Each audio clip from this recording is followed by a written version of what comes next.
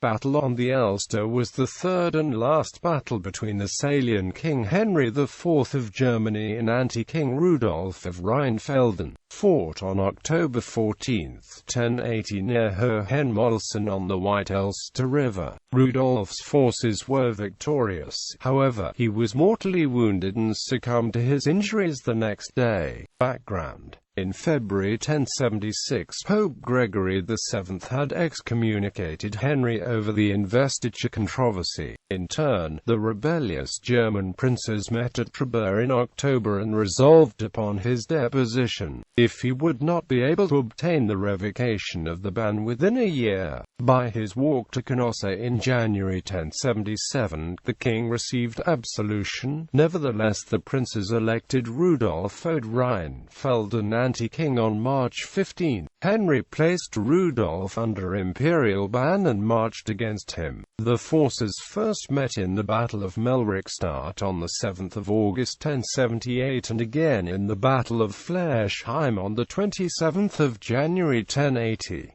Both encounters remained inconclusive. Prelude: Henry marched through Thuringia trying to unite his forces from southern and western Germany with those of Duke Vratislaus II of Bohemia and Margrave Egbert II of Meissen.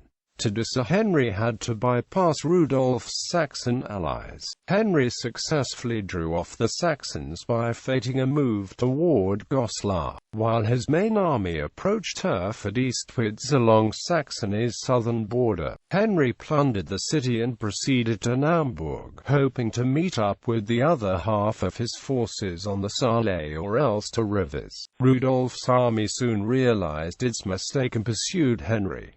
They caught his forces on the western bank of the Elster near Hohenmölsen. While Henry's Bavarian contingent may have joined the king, the contingents from Bohemia and Meissen were still on the far bank. Henry retreated to a swampy valley called Gruna. Battle: Rudolf decided to attack before Henry's reinforcement would arrive. The battle began with knights from both armies trading insults. Henry was initially protected from Rudolf's army by the swampy ground. Nearby was the bridge over the Elster to the town of Zeitz. The bridge was being held against Henry, probably by the townsmen. To meet up with his other forces, Henry would either have to force the bridge or build his own crossing. Meanwhile, Rudolf wanted to prevent Henry's escape.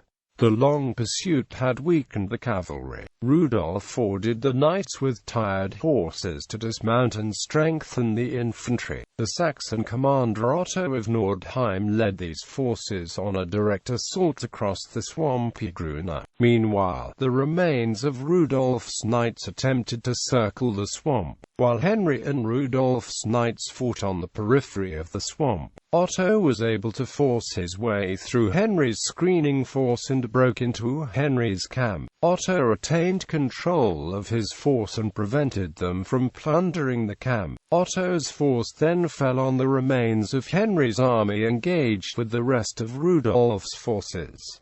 Henry's army broke. Many of his warriors drowned in the Elster. The king was able to escape southwards, where he was brought to safety by the approaching Bohemian forces. Aftermath: although a military defeat for Henry, Rudolf was fatally wounded when one of Henry's knights cut off his right hand and stabbed his belly with his sword. Rudolf died of his wounds the other day and his body was laid out in Merseburg Cathedral, where the chopped-off hand is still kept. With Rudolf no longer a threat, the rebellion had lost its focus.